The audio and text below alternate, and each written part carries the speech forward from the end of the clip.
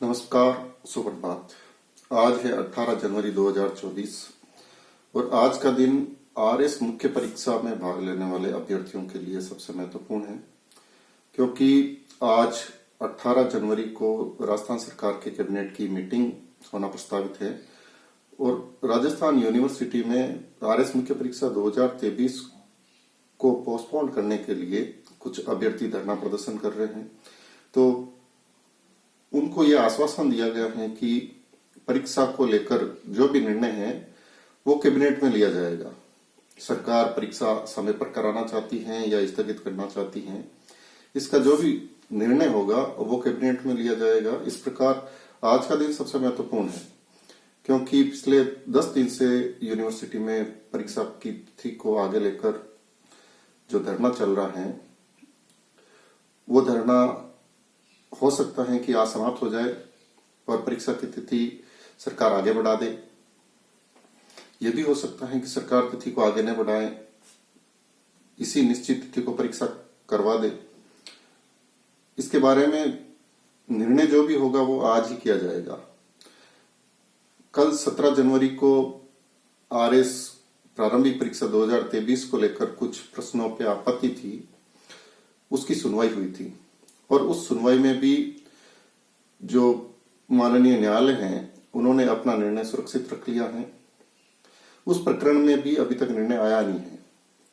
तो कहीं न कहीं ये दो जो ऐसी चीजें हैं जो मुख्य परीक्षा की तारीख को आगे बढ़ाने के लिए एक अवसर की तरह या एक आशा की किरण के रूप में दिखाई दे रहा है। देखना यह है कि परीक्षा की तारीख आगे बढ़ती है या नहीं बढ़ती है। परंतु कहीं न कहीं इन सब चीजों को लेकर मुख्य परीक्षा के अभ्यर्थी सबसे ज्यादा परेशान हो रहे हैं।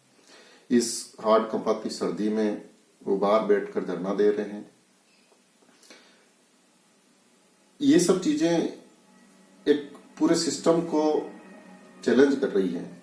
ये सारी चीजें हर बार होती हैं। मैं खुद आरएस भर्ती परीक्षा का अभ्यर्थी रहा हूं। पिछले 5 जो एग्जाम हुए हैं उन सब परीक्षाओं में कहीं न कहीं ये सारी चीजें, ये सारी घटनाएं घटित हुई हैं। कभी पेपर लीक का प्रकरण होता है, कभी किसी प्रश्न को लेकर न्यायालय में विवाद हो जाता है। इन सब से जो परीक्षा की तैयारी करने वाले अभ्यर्थी हैं, जो प्रदेश भर से गांव डाणी दूर कोने से राजधानी में आकर तैयारी करते हैं, उनके लिए यहाँ पर तैयारी करना दुभर हो जाता है। एक तो सबसे बड़ा चैलेंज है कि इस परीक्षा को पूर्ण कराने के लिए आरपीएससी बहुत सारा टाइम लेती है। एक 2010 की परीक्षा है जो सबसे कम समय में पूर्ण हुई। उसके अलावा जितनी भी भर्तियां हैं 1.5 से 3 साल तक चलती हैं। अब जो अभ्यर्थी 1 साल की अपनी प्रिपरेशन के हिसाब से आता है वो कभी भी इस परीक्षा की तैयारी संपूर्ण ढंग से नहीं कर पाता है। उसके बाद किसी एक चरण में भी असफल होने के बाद उसको वापस 0 से शुरू करना पड़ता है।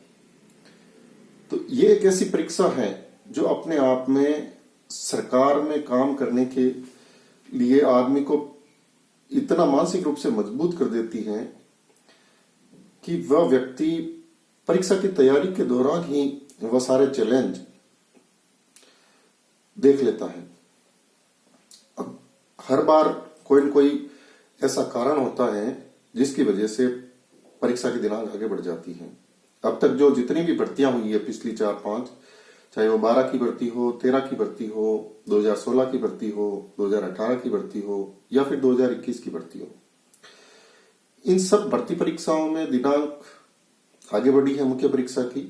और एक सबसे मजेदार बात यह है कि प्रारंभिक परीक्षा की दिनांक कभी आगे नहीं बढ़ी है।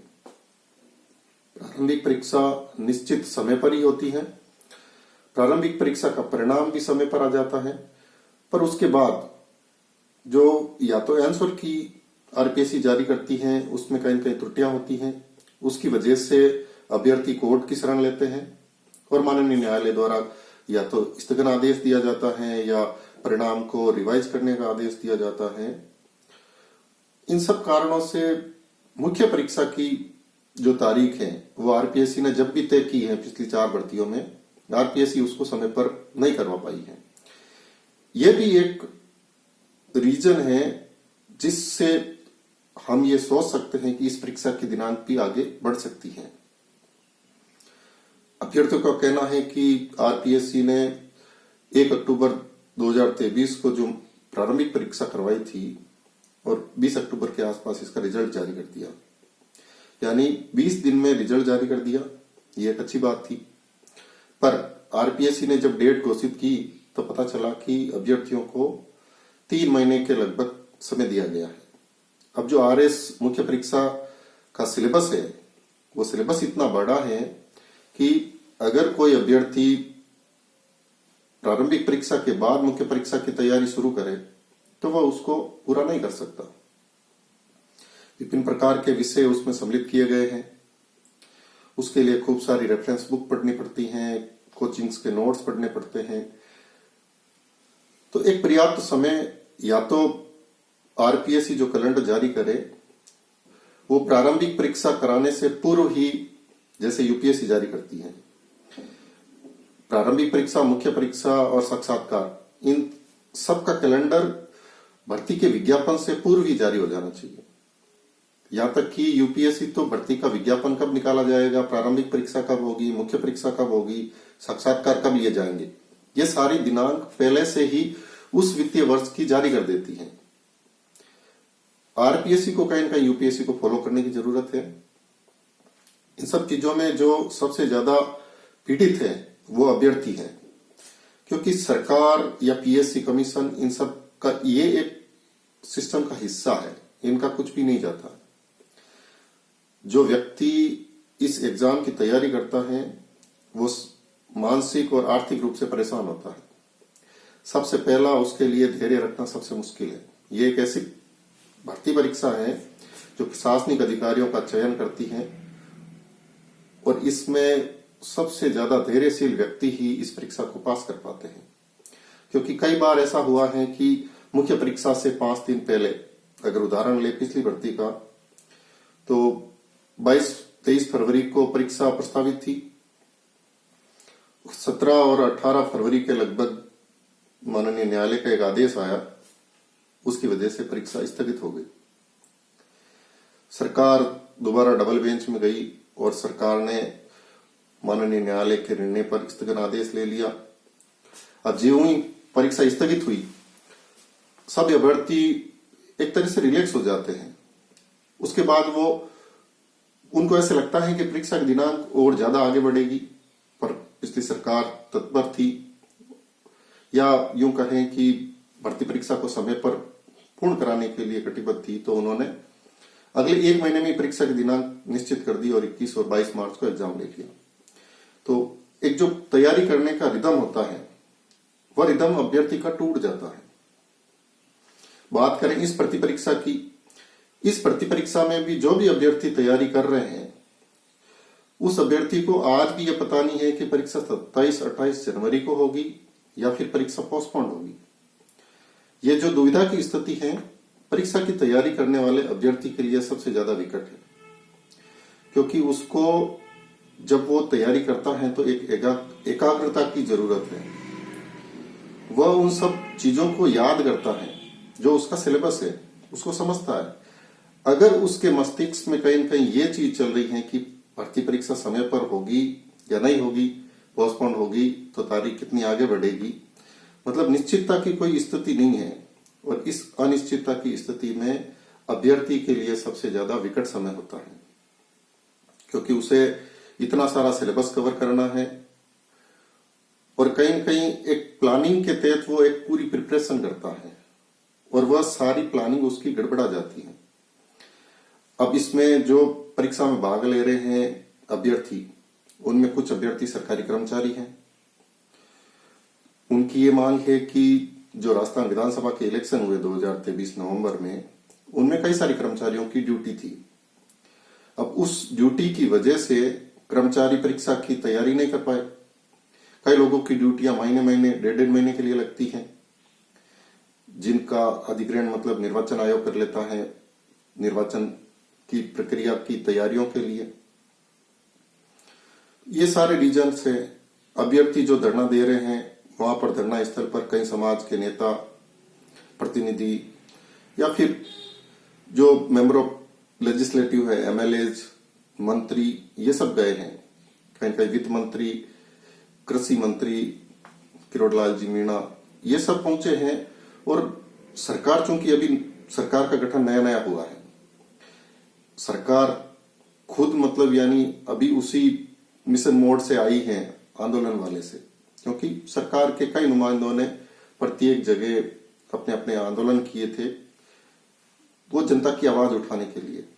तो सरकार के ऊपर भी एक तरह का दबाव है, आगे लोकसभा के इलेक्शन है, तो इन सब चीजों को ध्यान रखकर सरकार भी फूंक फूंक कर कदम रख रही है इस प्रकरण में। और अभ्यर्थी की कुछ मांगे काफी हद तक सही है कि या तो आप परीक्षा के दिनांक विज्ञापन जारी करने के समय ही जारी कर देते, परीक्षा की तैयारी करने वाले प्रत्येक अभ्यर्थी को यह पता रहे कि अगले 6 महीने में मेरी मुख्य परीक्षा है, तो वो प्रारंभिक परीक्षा के साथ ही मुख्य परीक्षा की तैयारी कर सके। जब वो प्रारंभिक परीक्षा के बाद मुख्य परीक्षा की तैयारी करता है तो उसके लिए कहीं न कहीं एक विकट स्थिति उत्पन्न होती है कि वो उस मुख्य परीक्षा के जो सिलेबस को कैसे कवर करेगा, क्योंकि 4 पेपर जो कॉमन है उन 4 पेपरों में इतने विषय हैं और वो इतने जटिल हैं कि उन सबको 3 महीने के अंदर शुरुआत से प्रिपेयर करना इतना आसान नहीं है। मैं आशा करता हूं कि सरकार सभी अभ्यर्थियों की मांग को ध्यान में रखते हुए और उनके हितों को ध्यान में रखते हुए कोई न कोई सकारात्मक उचित निर्णय लेगी, जिससे किसी विपक्ष को हानि नहीं होगी। क्योंकि इसमें कुछ अभ्यर्थी वो हैं जो पहले से प्रिपरेशन की तैयारी कर रहे हैं, कुछ अभ्यर्थी नए हैं जो पहली बार पास हुए हैं, कुछ अभ्यर्थी पुराने हैं जो पहले से सेलेक्ट हैं पिछली भर्ती में, वो भी प्रिपरेशन कर रहे हैं। तो हर अभ्यर्थी की समस्याओं को ध्यान में रखते हुए कोई उचित निर्णय सरकार लेगी, ऐसा मेरा मानना है। क्योंकि मैं खुद इस भर्ती परीक्षा का अभ्यर्थी रहा हूं, तो मैं इस चीज को समझ सकता हूं कि एक अभ्यर्थी किस मानसिक स्थिति से गुजरता है इन सब परीक्षाओं की तैयारी करने के दौरान। क्योंकि उसके मन में कहीं न कहीं हर बार वो एक मतलब अखबार या फिर सोशल मीडिया पे हर बार यही चीज ढूंढता रहता है कि भर्ती परीक्षा को लेकर कोई निर्णय हुआ है क्या। ये असमंजस की स्थिति उसकी परीक्षा में कहीं न कहीं सबसे बड़ा व्यवधान है। और इन सब चीजों से बचने के लिए आरपीएससी को यूपीएससी को फॉलो करना कहीं न कहीं समय की मांग है। आरपीएससी हमेशा यूपीएससी को फॉलो करने की कोशिश करती है। सरकारें कई बार आश्वासन देती हैं कि हम पीएससी कमीशन में सुधार करेंगे और सारी भर्ती परीक्षाएं समय पर आयोजित हो, क्योंकि इन भर्ती परीक्षाओं में जो अभ्यर्थी शामिल होते हैं वह अभ्यर्थी युवा है और यह समय उनके जीवन के लिए सबसे महत्वपूर्ण है। यही समय उनके भविष्य का निर्धारण करता है। अब इस समय के दौरान अगर कोई व्यक्ति आर्थिक या मानसिक रूप से परेशान होगा तो उसका भविष्य उज्जवल नहीं कहा जा सकता। इसलिए सरकार, क्योंकि सरकार लोक कल्याणकारी संस्था है और एक लोक कल्याणकारी राज्य होने के नाते सरकार का यह दायित्व है कि वो प्रत्येक वर्ग के हितों का ध्यान रखे। और जो ये युवा वर्ग है, यही मतलब यानी किसी भी राज्य के विकास में सबसे महत्वपूर्ण योगदान देता है। अब आप सोचो कि कोई अभ्यर्थी है, उसके लिए न्यूनतम आयु है 21 वर्ष, तो अपन मान के चलते हैं कि वो 21 वर्ष से सरकारी सेवा में जाने के लिए तैयारी करता है। अब उसका अगर तैयारी करने में ही समय 3 से 4 साल लग जाए तो जो एक महत्वपूर्ण उत्पादक समय है उसके करियर का, वो एक तरह से बर्बाद हो जाता है। एक परीक्षा का पेपर लीक होने से या रद्द होने से किसी अभ्यर्थी का 1 से 2 साल, जो उसके लिए सबसे महत्वपूर्ण समय है, अगर वह बर्बाद हो जाए उसके लिए, तो उससे ज्यादा नुकसान उसके लिए कुछ भी नहीं है। इसलिए मुख्य परीक्षा की तैयारी करने वाले अभ्यर्थियों को मेरी एक सलाह है कि वह इन सब चीजों को ज्यादा तवज्जो न देते हुए अपनी तैयारी पे ज्यादा फोकस करें, क्योंकि निर्णय कुछ भी हो सकता है। हम आशा करते हैं कि निर्णय सकारात्मक हो, परंतु हमें नकारात्मक निर्णय के लिए भी तैयार रहना चाहिए, क्योंकि स्थितियां ऐसी हैं कि आपको हर निर्णय को मानने के लिए मजबूर होना पड़ता है। चूंकि आप अभ्यर्थी हैं तो आप एक सीमा तक धरना प्रदर्शन और अपना विरोध दर्ज करा सकते हैं, पर जब परीक्षा की तिथि कोई भी जो भी तिथि होगी वो निश्चित होगी तो अपने को उस परीक्षा में शामिल होना ही पड़ता है। यदि आपको सिलेक्शन चाहिए तो आपको उस गति से प्रिपरेशन करनी पड़ती है, क्योंकि जो 20,000 लोग हैं उन 20,000 लोगों में लगभग सबका बौद्धिक स्तर समान है। इस परीक्षा में समय का जो प्रबंधन है वो सबसे महत्वपूर्ण है। जो अभ्यर्थी अपने समय को सही ढंग से मैनेज करता है वह अभ्यर्थी इस परीक्षा में सफलता प्राप्त करता है। तो हम आशा करते हैं कि आज कोई न कोई एक ठोस निर्णय सरकार लेगी जिससे जो ये अनिश्चितता की स्थिति है वह खत्म होगी। आगे हम मिलते हैं एक दूसरे एपिसोड में इस परीक्षा की तैयारी को लेकर, कैसे अभ्यर्थियों को तैयार रहना चाहिए, किस प्रकार अब जो समय बचा है हो सकता है कि परीक्षा की तिथि आगे बढ़ जाए और वो जितने भी टाइम के लिए बढ़े तो उस टाइम पीरियड में आप अपनी प्रिपरेशन को कैसे और ज्यादा अच्छी तरह से कर सकते हैं। धन्यवाद।